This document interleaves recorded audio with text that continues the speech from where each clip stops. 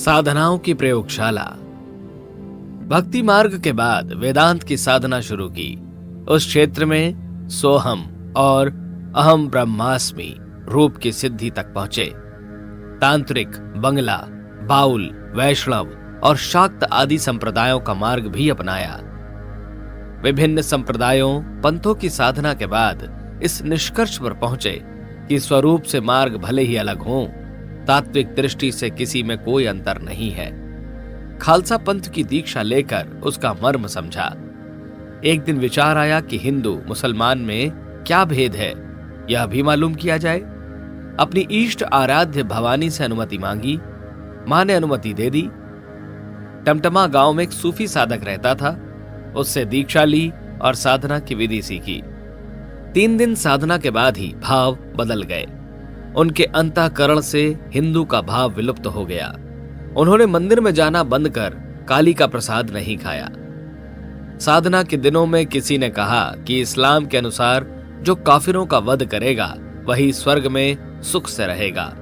तुम भी क्या काफिरों का वध करोगे?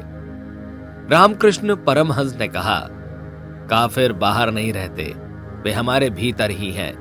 काम, क्रोध, लोभ, मोह, मद, मत्सर आदि ही हमारे भीतर रहने वाले विजातीय तत्व हैं। उनका विनाश करने से ही अल्लाह की मेहरबानी होती है। विद्या और शक्ति ही मनुष्य को सुख देती है। उसके सिवा कोई सुंदरी या अप्सरा नहीं है जो मनुष्य को निरंतर अगाध सुख देती हो। ईसाई धर्म की साधना उपासना का मार्ग भी अपनाया। सब धर्मों और साधना परंपराओं का मर्म ज्ञान समझ लेने के बाद वे अपने स्वभाव में स्थिर हो गए। मुक्त और सिद्ध आत्माओं का वैसे अपना कोई स्वतंत्र स्वभाव नहीं होता।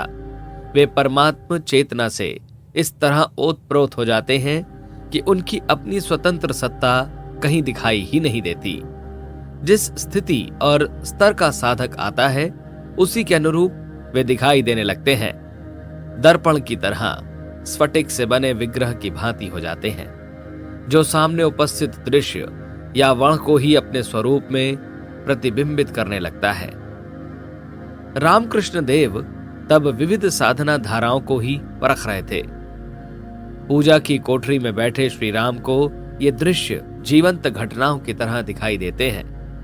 दक्षिणेश्वर मंदिर में भिन्न भिन्न संप्रदायों के साधक, सन्यासी, फकीर, पादरी आदि आ रहे हैं। किसी दिन 700 नागा साधुओं के प्रमुख तोतापुरी नामक सन्यासी आते हैं।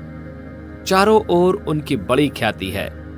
पौष महीने में गंगा सागर से स्नान कर लौटते हुए वे दक्षिणेश्वर में ठहरते हैं और रामकृष्ण देव को देखकर पूछते हैं, तुम कुछ साधना करोगे? मां कहेंगी तो जरूर करेंगे। रामकृष्ण ने बाल सुलभ सरलता से कहा। तोतापुरी ने समझा कि वे अपनी जननी माता की अनुमति चाहते हैं शायद। कह दिया, जाओ पूछ आओ। रामकृष्ण मां काली के सामने बैठकर पूछने लगे तो उधर से उत्तर आया, कर लो।